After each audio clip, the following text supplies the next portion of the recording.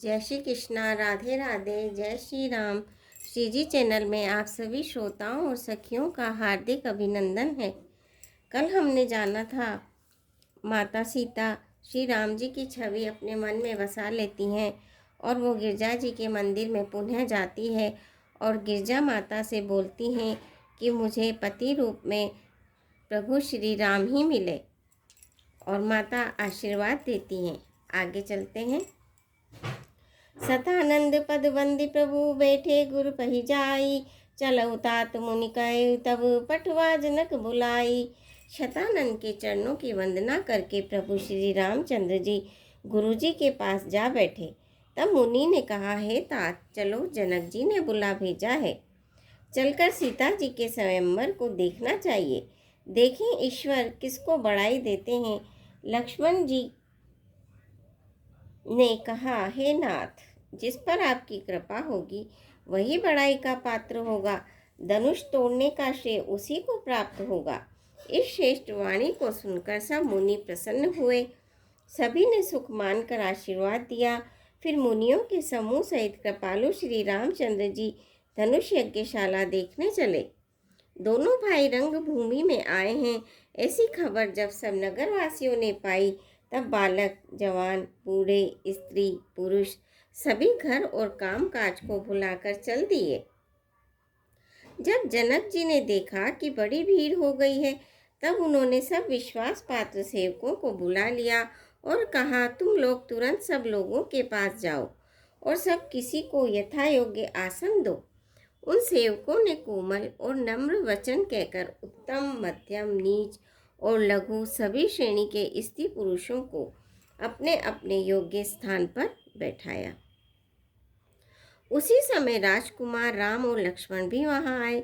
वे ऐसे सुंदर हैं मानो साक्षात मनोहरता ही उनके शरीर पर छा रही हो। सुंदर, सांवला और गोरा उनका शरीर है। वे गुणों के समुद्र, चतुर और उत्तम वीर हैं। वे राजाओं के समाज में ऐसे सुशोभित हो रहे हैं मानो तारागणों के बीच दो पूर्ण चंद्रमा हो। जिनकी जैसी भावना थी, प्रभु की मूर्ति उन्होंने वैसी ही देखी। महान रणधीर राजा लोग श्री रामचंद्र जी के रूप को ऐसा देख रहे हैं मानो स्वयं वीर रस शरीर धारण किए हुए हो। कुटिल राजा प्रभु को देखकर डर गए, मानो बड़ी भयानक मूर्ति हो।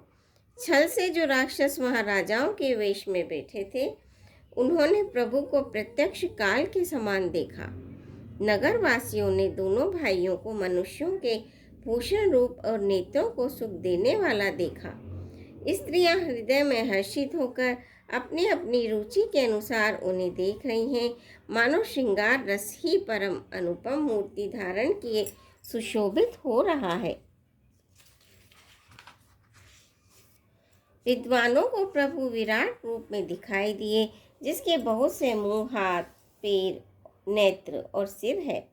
जनक जी के सजातीय कुटुंबी प्रभु को किस तरह कैसे प्रिय रूप में देख रहे हैं, जैसे सगे सजन संबंधी प्रिय लगते हैं। जनक समेत रानियां उन्हें अपने बच्चों के समान देख रही हैं। उनकी प्रीति का वर्णन नहीं किया जा सकता। योगियों को वे शांत, शुद्ध, सम और स्वतः प्रकाश परम तत्व के रूप में दिखे। हरि भक्तों ने दोनों भाइयों को सब सुखों के देने वाले इष्ट के समान देखा। सीता जी जिस भाव से श्री रामचंद्र जी को देख रही हैं, वह स्नेह और सुख तो कहने में ही नहीं आता। उस स्नेह और सुख का वे हृदय में अनुभव कर रही हैं, पर वे भी उसे कह नहीं सकती। फिर कोई कवि उसे किस प्रकार कह सकता है। इस प्रकार जिसका जैसा भाव था, उसने कौशलाधीश श्री रामचंद्र जी को वैसा ही देखा। सुंदर, सांवले और गोरे शरीर वाले तथा विश्व भर के नेत्रों को चुराने वाले कौशलाधीश के कुमार राज समान में इस प्रकार सुशोभित हो रहे हैं। दोनों मूर्तियां स्वभाव से ही बिना किसी बनाव श्रृंगार के मन को भरने वाली है। करोड़ों कामदेवों की उपमा भी उनके लिए तुच्छ है। उनके सुंदर मुख शरद पूर्णिमा के चंद्रमा की भी निंदा करने वाले, उस नीचा दिखाने वाले हैं, और कमल के समान नेत्र मन को बहुत ही भाते हैं। सुंदर चितवन सारे संसार के मन को हरने वाले कामदेव के भी मन को हरने वाली है। वह हृदय को बहुत ही प्यारी लगती है, पर उसका वर्णन नहीं किया जा सकता। सुंदर गाल है, कानों में चंचल झूमते हुए कुंडल है, ठोड़ी और अधर होठ सुंदर है, कोमल वाणी है। हंसी चंद्रमा की किरणों का तिरस्कार करने वाली है, भुएं टेढ़ी और नसिका मनोहर है। ऊंचे चौड़े ललाट पर तिलक झलक रहे हैं, दीप्तिमान हो रहे हैं।